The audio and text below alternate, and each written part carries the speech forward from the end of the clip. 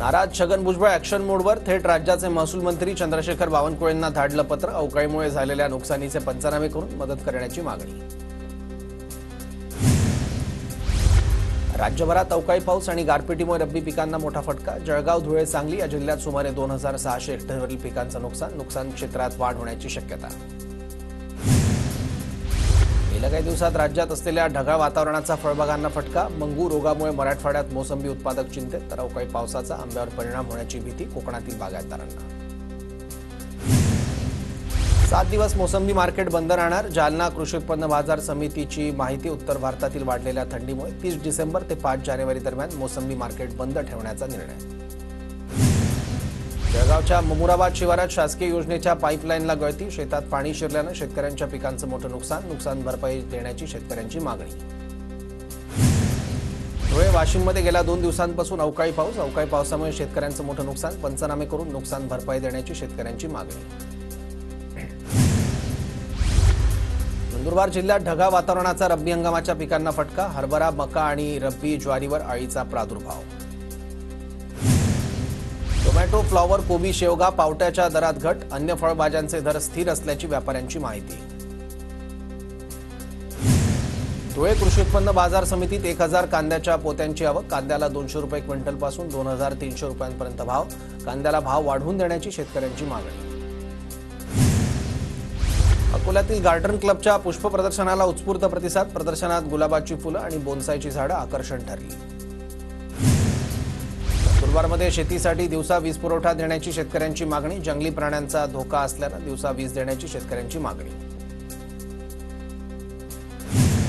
धुळे महापालिकेकडून 75 एकरवर सोलार पार्कची उभारणी। आयुक्त अमिता दगडे पाटील यांची माहिती। महापालिकेला आत्मनिर्भर करण्याचा प्रयत्न असल्याची आयुक्तांची प्रतिक्रिया। धुळ्यात सरकारी कार्यालयाकडेच लाखो रुपयांची वीज बिलांची थकबाकी। जिल्हा परिषदेकडे 1,78,000, जिल्हा रुग्णालयाकडे 30,73,000 रुपयांची थकबाकी। सौर ऊर्जा निर्मिती योजनेत राज्याची उत्तम कामगिरी। छतावर सौर ऊर्जा निर्मिती प्रकल्प बसवणाऱ्या ग्राहकांना केंद्र सरकारकडून अनुदान। राज्याला गेल्या 4 वर्षात केंद्र सरकारकडून 260 कोटी 91 लाखांची प्रोत्साहनपर रक्कम। कोरेगाव भीमा इथल्या विजयस्तंभ अभिवादन सोहळ्यानिमित्त ग्रामीण पोलिसांकडून कडक बंदोबस्त ठेवण्यात येणार। गर्दीच्या नियोजनासाठी 4800 कर्मचारी तैनात राहणार। ऑनलाईन वीज बिल भरणाऱ्या ग्राहकांचा टक्का वाढवण्यासाठी डिजिटल ग्राहक योजना सुरू। 31 मार्च 2024 नंतर सलग 3 वेळा ऑनलाईन वीज बिल भरणारे योजनेसाठी पात्र। महावितरणची माहिती। मुंबई उपनगरीय रेल्वे सेवेत लवकरच पनवेल कर्जत नवा कॉरिडॉर येणार। युद्धपातळीवर कॉरिडॉरचं काम सुरू। पनवेल कर्जत लोकल लांबलचक बोगद्यातून प्रवास करणार। 2 जानेवारीपर्यंत सप्तशृंगी देवीचं दर्शन 24 तास सुरू राहणार। श्री सप्तशृंगी गडावर येणाऱ्या भाविकांची गर्दी लक्षात घेऊन मंदिर संस्थांचा निर्णय। सोमवती अमावस्येनिमित्त जेजुरी गडावर आकर्षक विद्युत रोषणाई। विद्युत रोषणाईमुळे जेजुरी गड उजळला। अंगणवाडी सेविकांच्या मानधनाचा मार्ग मोकळा। अंगणवाडी सेविकांच्या भत्त्यासाठी 163 कोटींचा निधी उपलब्ध। MNGL कडून सीएनजीच्या दरात किलोमागे 10 पैशांची वाढ। जागतिक बाजारपेठेत डॉलरची किंमत वाढल्यामुळे दरवाढ।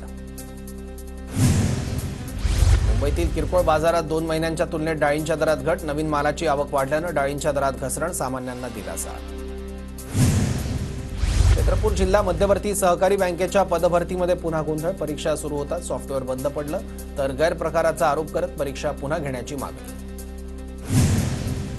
नववर्षाच्या स्वागतासाठी पुण्यात होणारी गर्दी लक्षात घेता काही रस्ते बंद ठेवण्याचा निर्णय। गर्दी कमी होईपर्यंत प्रमुख रस्त्यांवरील वाहतुकीत बदल होणार। वाहतूक पोलीस उपायुक्तांची माहिती।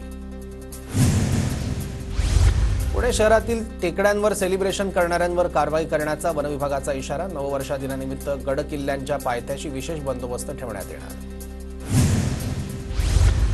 नववर्षाच्या स्वागतासाठी माथेरानमध्ये मोठ्या संख्येनं पर्यटक दाखल। मात्र ई रिक्षा कमी असल्यानं पर्यटकांची गैरसोय। रिक्षांची संख्या वाढवण्याची मागणी। पुणे ते अहिल्यानगर रेल्वे मार्गाच्या सर्वेक्षणास केंद्र सरकारची मंजुरी। नवीन प्रकल्पात शिर्डी ते पुणतांबा आणि शिर्डी ते नाशिक या मार्गाचाही समावेश। रेल्वेत नोकरी लावतो म्हणत निवृत्त लष्करी जवानाची फसवणूक। 2 भामट्यांनी जवळपास 17,27,000ला घातला गंडा। दोन्ही आरोपी वानवडी पोलिसांच्या ताब्यात। बेस्टकडून कंत्राटी बससाठी ताशी 50 किलोमीटरची वेगमर्यादा निश्चित. बेस्टकडून बसमध्ये स्पीड लॉक बसवण्याच्या सूचना. कुर्ला बेस्ट बस अपघातानंतर बेस्टकडून उपाययोजना. मंत्री दादा भुसे आज आपल्या मंत्रिपदाचा पदभार स्वीकारणार. महायुती सरकारमध्ये शालेय शिक्षण मंत्रिपदाची भुसेंवर जबाबदारी. पुण्याच्या भोरमधील ग्राम रोजगार सहाय्यक संघटनेनं मंत्री भरत गोगावलेंची घेतली भेट. विविध प्रलंबित मागण्यांसंदर्भात मंत्री गोगावलेंना दिले निवेदन. रत्नागिरीच्या कोळंबे गावात मंत्री उदय सामंतांनी क्रिकेट खेळण्याचा आनंद लुटला. सामंतांनी ग्रामस्थांसोबत संवादही साधला. राज्यात भाजपच्या विजयाबद्दल प्रदेशाध्यक्ष बावनकुळेंचा सत्कार. भाजप अध्यक्ष जे.पी. नड्डा यांच्या हस्ते बावनकुळेंचा सत्कार. निवडणुकीत मिळालेल्या यशाबद्दल कौतुक आणि अभिनंदन केलं.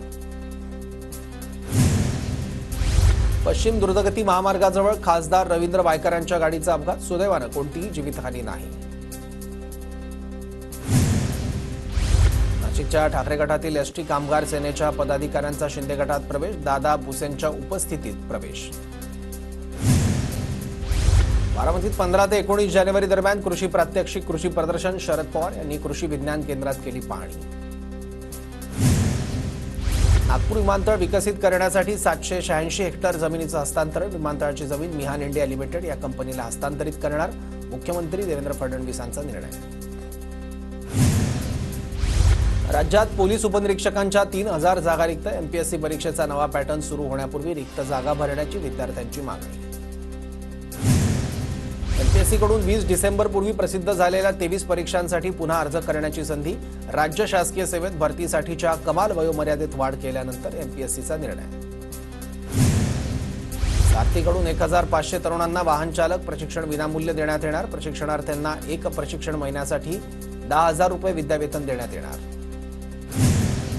जळगावात राज्यस्तरीय वधूवर मेळाव्यात 7 विवाह तर 1 आदर्श विवाह सोहळा जुळला. परिचय मेळाव्यात 1400 वधूवरांची नोंदणी. मेळाव्याला मंत्री गुलाबराव पाटील आणि सुरेश भोळे यांची उपस्थिती.